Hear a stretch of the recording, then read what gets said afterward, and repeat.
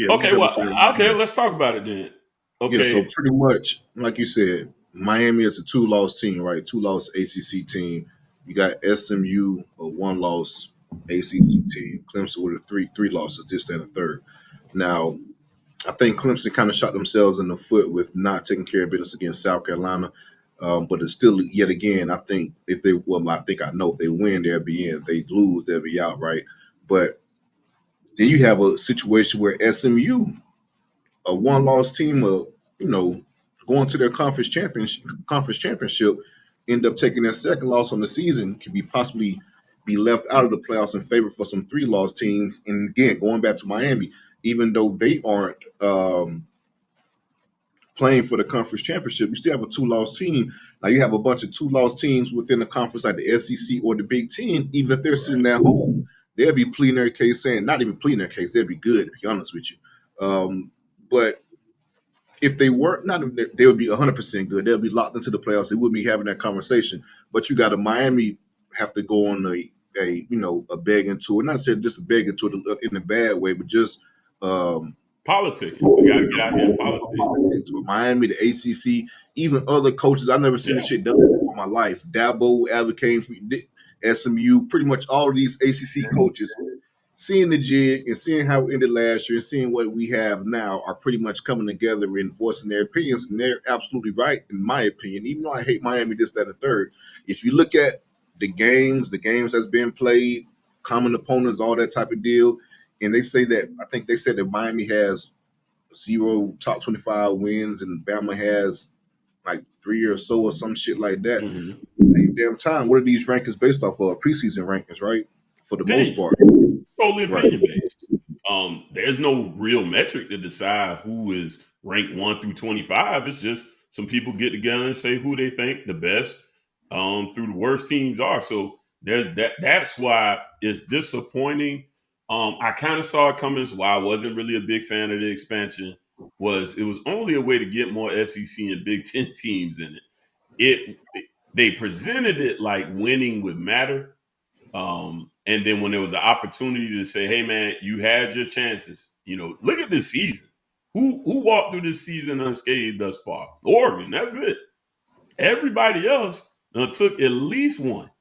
And that it's been such parity in college football, which is what I've been dreaming of for a little while. That's one reason everybody hate Bama, because it was just so dominant for too long. It's like, all right, man, like we got to spread the love a little bit. It's cool to see Michigan win last year, break up some of the monotony or whatever.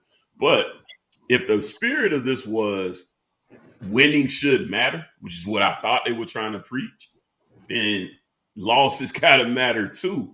And you only want to talk about Alabama's ranked wins. What about their losses? They lost to a 6-6 Vanderbilt. They lost. They lost to Tennessee. And they lost as 25-point favorites to Oklahoma. Like, we got to call this what this is. And to further your point, Lane Kiffin, who's been on a damn so far Twitter tirade, pretty much just crying like a little girl about the situation.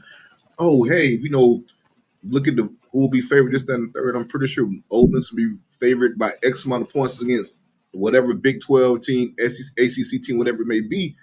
Yeah, you may be. But at the same fucking time, he was favored by 13 points against Florida, and there was another loss they had that they were a double-digit favorite in as well. Exactly. So that was at home. These are two teams, and Florida Miami kicked the shit out of Florida, like beat the hell out of them. Right. And Kentucky been terrible this year, aside from a close game against Georgia. But then that doesn't even hold any more weight as it did early in the season. Right. You just put up 20 on Georgia, and we seen Georgia Tech should actually beat Georgia in that last game. If in regulation of certain things didn't go the way, it shouldn't even went overtime. So you can't even use the argument about Kentucky being a good law, right? And Kentucky being a close game. So that's a good sign for Georgia. No, it's not, man. You guys try to use this. Okay, we're playing against each other and beating up on each other. So everything we do, every loss is a good loss. No, that's not the case. That's like I told you, not necessarily years ago. I think it was last episode. You got the '90s Florida State, Miami, where it's a one-loss Miami team, one-loss Florida State team, probably Florida State in most cases because we kept missing them damn kicks against y'all and shit. So you have a one-loss Florida State team who lost to Miami, and you talking about the two most talented teams in the country, right?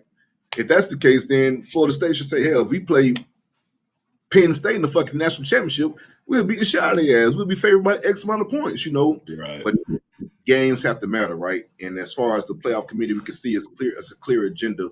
But I do agree, Miami has gotten snubbed out of the playoffs. You're supposed to control your own destiny. I get that 100%. But when you have a conversation about 3-loss teams being over 2-loss teams and then try to use this conference this and conference that, nah, man, I don't. That was just set up from the get-go. That right. And some of us fell for it, point blank period. The other thing you can look at Alabama is dominant in non-conference play. Right. You can another thing if you want to go and look in comparison to Alabama, because they wanted to again. Let's go back to rankings. Syracuse should have been ranked when we played them. Absolutely. Georgia Tech beat a ranked Florida State at the time. Rankings are opinions. Like, does that should have been nowhere near the team that should have been in the country. The team that finished 2-10. That's not a shot. That's just what the truth is, right? That's how it went down. So why do rankings just? You're trying to use that as a metric when winning should be the ultimate metric. And we both played South Florida, right? Y'all played South Florida at home, struggled mightily to beat that team. That team took y'all to the wire. We beat South Florida ass. It was a game for a little first half, a little bit. Really, we closed it out at the end of the second quarter, and that was the ball game in their house. So it's just to keep selling these narratives because they're in bed with these particular teams. And, the thing is the ACC deal is also with ESPN. They just pay us less. So instead of them trying to bolster their product that isn't being, watched as much, because it isn't. It's not on the same. But Miami did have a couple of the top watch games this year. That's just facts. You can go look that up for yourself. I had it printed out one time. We've been up in that top. Push it. Push the product. You're the one selling the narratives. So instead of selling that the ACC is a highly competitive conference, which we clearly see, because Absolutely. Like I said, Georgia Tech should have beat Georgia in regulation. We beat Florida. There's examples on and on and on. Even the South Carolina Clemson game. Nice, tough game. It's a lot of parity right now. But they taking care of their best friends, their babies, and so therefore they're going to try to push for, more and more teams. When we go to a 16-team playoff, them two still going to have 4 automatic berths. They're not going to call it that. Right, because they're trying to turn it into a Big 2 conference in the first damn place. So you know how it is, man, which is ridiculous.